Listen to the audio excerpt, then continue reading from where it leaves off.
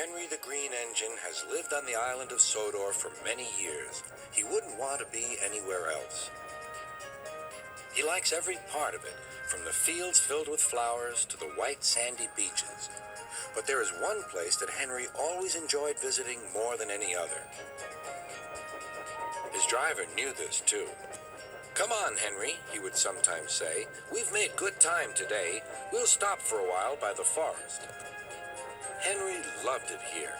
The forest was full of broad oaks and tall pines.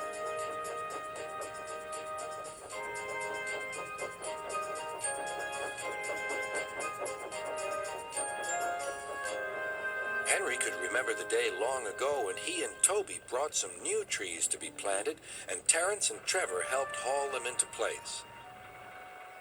Now he could see the trees growing amongst the others on the hillside. Henry always felt better for being here. He couldn't really explain why, but his driver understood. "It's peaceful," he said to Henry. But one night, everything changed.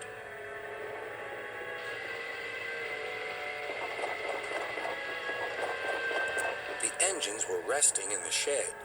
"Listen," said Thomas. "Can you hear a strange whistling sound?"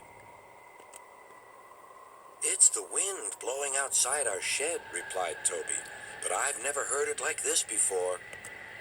"Do you know," added James, "if Gordon wasn't here now, I'd say it was him thundering by with the express." All the engines laughed, except Henry.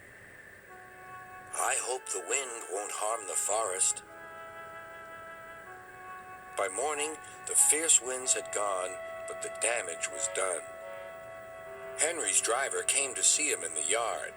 "Trees have fallen on the line," he said. "We must help clear the tracks."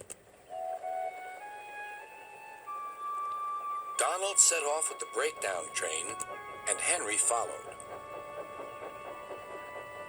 Trees lay everywhere. The hillside now looked so bare. Henry felt sad. "What will happen to all the animals who live here?" he thought.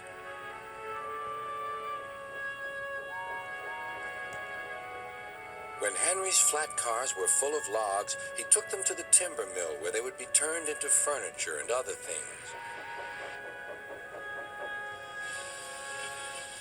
Henry was glad the wood was being put to good use, but he was still sorry to lose part of his forest. "Oh dear," sighed Toby to Thomas. "I wish there was something we could do to make things better again." "Yes, indeed," replied Thomas. "But what? We can't mend broken trees." "Hello, Toby," said Sir Topham Hatt. "You do look glum." "I'm sad about the trees," said Toby. "And so is Henry. The forest is a special place to him. Now some of it is gone." "We'll soon put that right," replied Sir Topham Hatt. "I have an important job for you, Toby. I would like you to take some freight cars to the forest." When the freight cars arrived, Toby was delighted.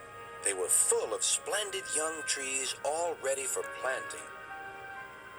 "This is the best job I've ever had," said Toby happily. When Henry returned, he was most surprised. There were Terence and Trevor busily helping the workmen clear the torn stumps and branches. "Look, Henry," called Terence, "we're beginning again. The hillside will look better than ever before. You'll see." Now, whenever Henry stops by the forest, he can see the new trees growing strong and tall. Sometimes everywhere is very quiet, and at other times Henry can hear leaves rustling or a bird's wing brushing the air. Often he can hear the distant sound of children laughing, and always he is happy here.